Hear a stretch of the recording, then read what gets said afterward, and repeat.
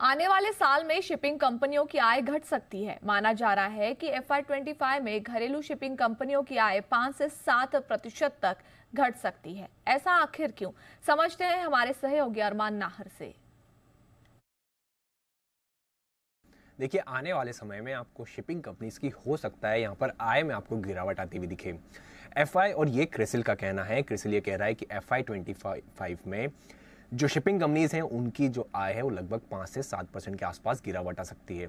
हालांकि इस वित्त वर्ष FY24 की बात करें तो यहाँ पर लगभग अगर आप देखें तो आपको 23 से 25% के आसपास की आय की गिरावट आ सकती है। उसका मुख्य कारण क्या है कि FY23 में जो चीन के बाद से अगर आप देखें जो ये रशिया यूक्रेन युद्ध और उसी के साथ साथ जो चीन में जो रिकवरी आई थी उससे अच्छा खासा वॉल्यूम में भी और डिमांड में स्पर्ट आया था। इसके कारण जो चार्टर रेट्स है वो हाई हो गए थे और चार्टर रेट्स अगर हाई हो गए तो इसलिए आय अच्छी खासी बड़े लेवल पर बड़े बेस पे अच्छी आती हुई दिखी थी।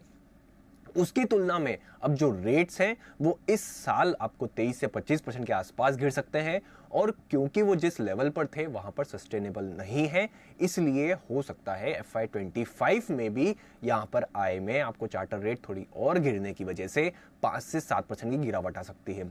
हालांकि एक और चीज इंटरेस्टिंग ये है कि ऑपरेशनली कंपनीज जो हैं वो बेहतर होंगी। कोविड के पहले के जो मार्जिन्स थे उनके कोविड के पहले के 25 से 30% के आसपास के मार्जिन थे।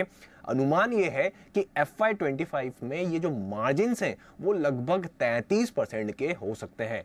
तो इसलिए ऑपरेशनली तो कंपनीज बेहतर रहेगी, पर टॉप लाइन में क्योंकि बेस इफेक्ट में बड़े चार्टर प्राइजेस की वजह से रेवेन्यू ज्यादा था तो हो सकता है इस बार भी और अगले साल भी थोड़ी आपको गिरावट आती हुई दिखे।